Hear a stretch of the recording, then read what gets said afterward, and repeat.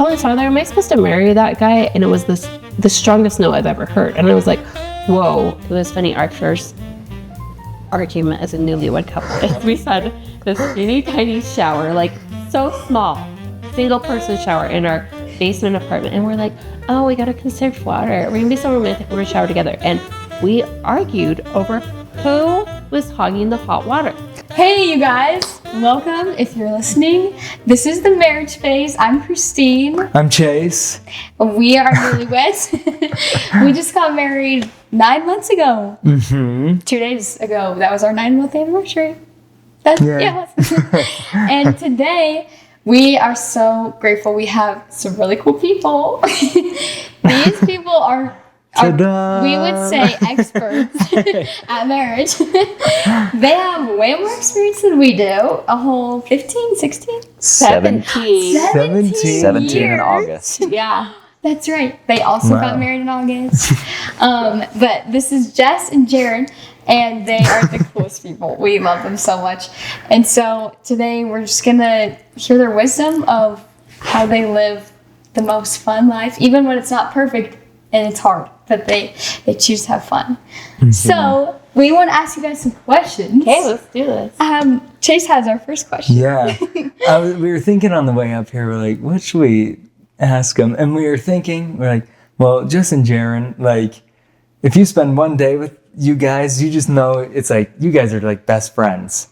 Yeah. So we want to figure out, how did you guys get to that point, and how did you guys become best friends and make everything, it seems like, make everything so fun? So kind of tell us your story. How have you gotten here? I love it. So in my patriarchal blessing, it says something very important. It said, friends are important because you will marry a friend. And so from the very start, as a teenager, when I got my blessing, 15, 16 years old, I got that and I saw that line and I'm like, I know who I'm going to marry. She's going to be my friend. And not only is she my friend, but she's my best friend. And so very thankful for that guidance from God very early in my life that let me know exactly who I was looking for. Friends are important because you will marry a friend. So very special. And when I started dating after my mission, you date before your mission, but it's not serious. That's true. So I get home and I'm like, all right, I'm getting serious now. I'm meeting different girls and just nobody felt right. And then my best friend gets home from his mission and meets her best friend. She's stationed in Alaska at the time. I was serving in Alaska. We were in the same stake, lived 15 minutes apart, had no idea. We think we were in the same church building, same stake conference at the same time, had no idea. It's crazy. And then I get home and her best friend says, hey, did you know an Elder Whittington up in Alaska? And she's like, no. I was a shameless flirt. I flirted with the missionaries, okay? I had no shame. I'm like, Elder Whittington, who's that? I didn't know that one. I would have known. And so she's like, hey, you should add him on Facebook and you guys should start talking. And we did. And like, we realized we didn't know each other. And we would send like these long messages all the time, just talking about life and everything.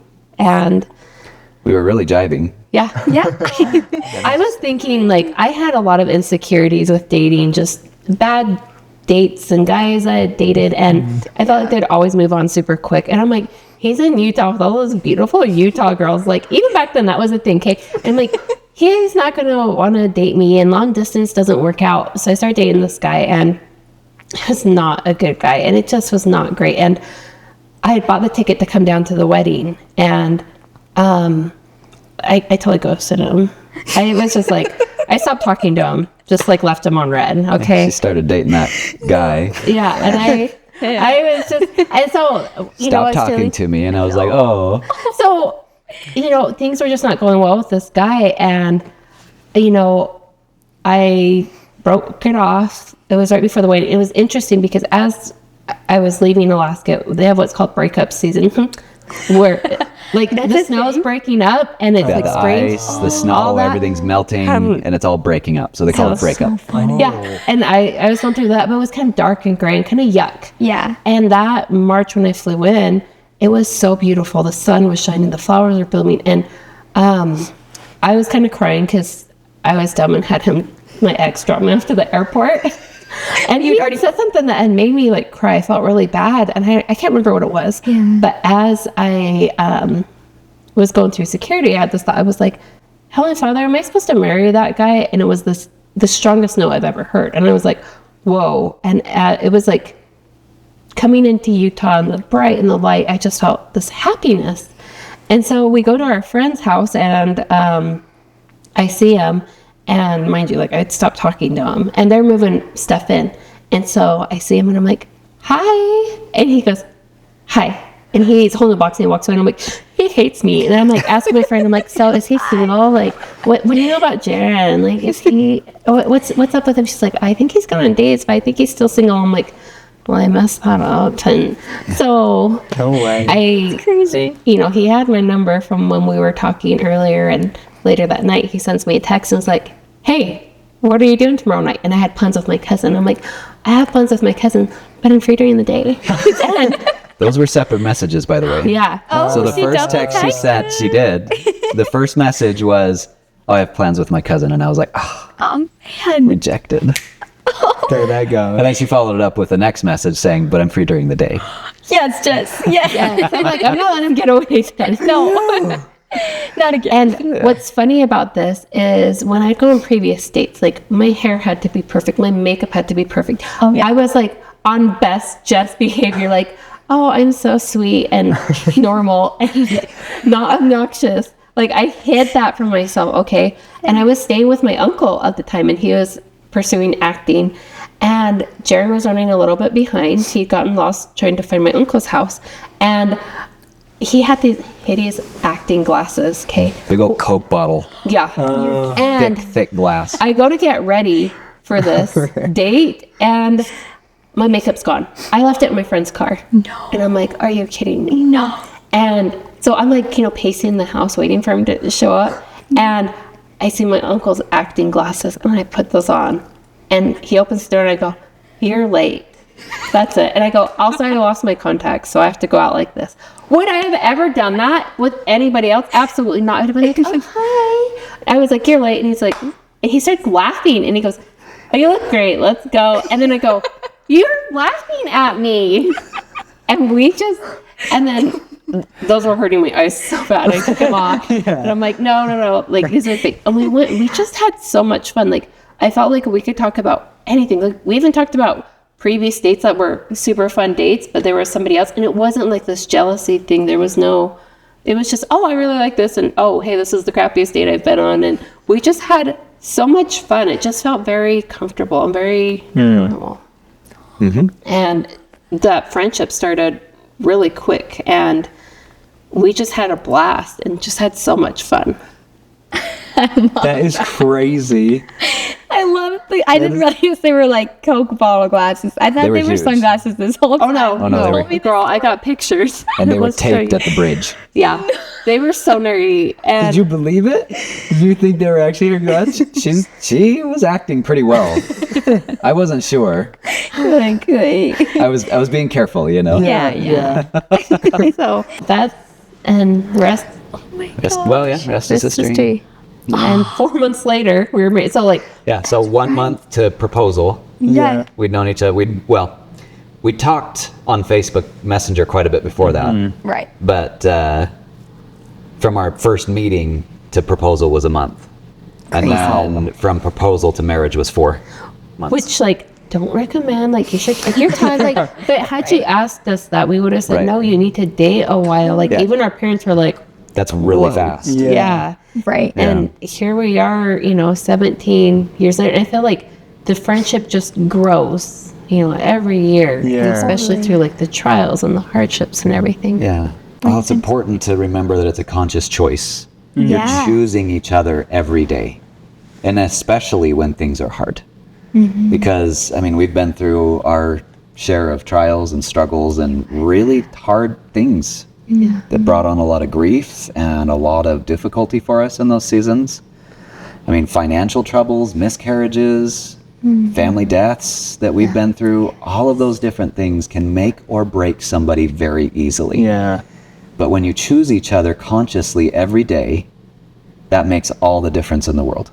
Yeah, and you have to, I think it's so important to remember when you guys are having a conflict, it's not you guys against each other, it's you guys against the problem. You guys got to work together as a team. Sometimes it's really hard, and people That was my next question, was like, because some people do, they find their person so fast, they know it's right, they're best friends in the moment, and then maybe they get married, and then it's like, oh my goodness, this is life, this is so hard. Like, where's the happy, bubbly, I'm in love feeling? Like, what would you say to somebody who's going through that right now, where they're like, wait a minute, I'm confused because I know this was right, I know I was supposed to marry them, I want them to be my best friend, how do I continue to nurture that? What would you say?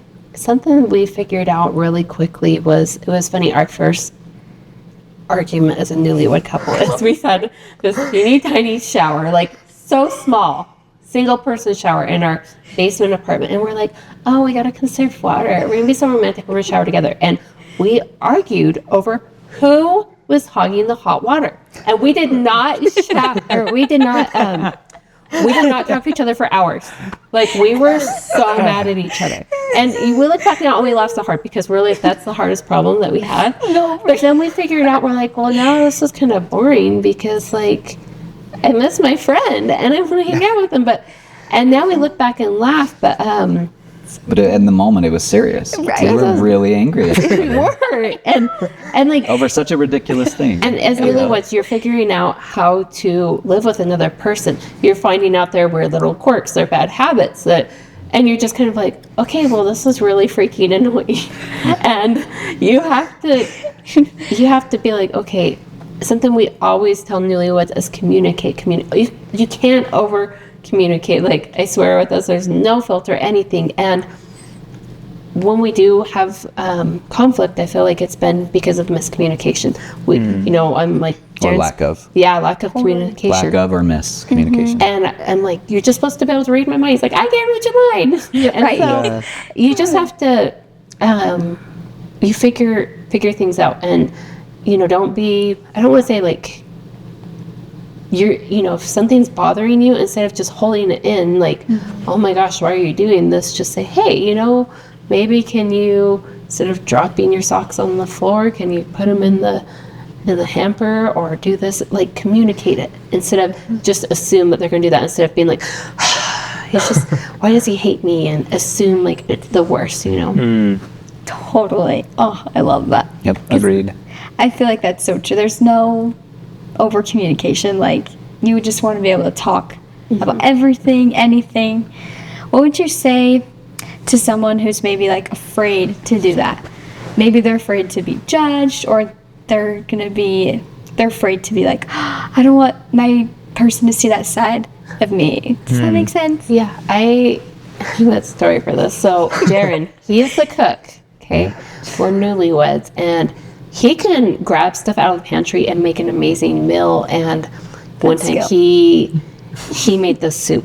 Okay. It was terrible. It was so terrible. We're broke newlyweds, so I take leftovers for lunch, and I'm heating them up, and I worked at the Newgate Mall, and I'm sitting there, I'm like, I can't do this. And my coworker's like, why don't you just go grab something from Chick-fil-A in the food court? I'm like, because my husband made the soup. They're like, so you're going to shove it down your throat and you don't like it? And they're like, just tell him. I'm like, I could never hurt his feelings. And so finally, like, I throw the soup out and I go get the Chick-fil-A. And I feel like I've like cheated on my spouse because I come home and I'm like, Jaren, I have something to tell you. And he's like, what? And I go, I really don't like that soup. It's really gross. And I threw it out and I got Chick-fil-A instead. And I felt so bad. It's like, oh, okay. But also, like, I feel like there's a gentle way of talking to somebody where, yeah, it might hurt their feelings or something, because nobody likes to be corrected or feel like a little kid or something. But you can gently talk to them, say, hey, I've noticed you do this. Do you mind fixing this and this? This was like one instance with like the soup, but even like bad habits or something. But find a gentle way, like if you're harsh or critical, and if you just come from like a place of love and friendship, be like, oh, I really don't like when you do this, or just kindness goes such a long ways. Like, even if they feel a little like, oh, okay, like they know you still love them and you still like them, but you're like, this is kind of bugging me a little. Can you work on this? Right. Totally. Definitely.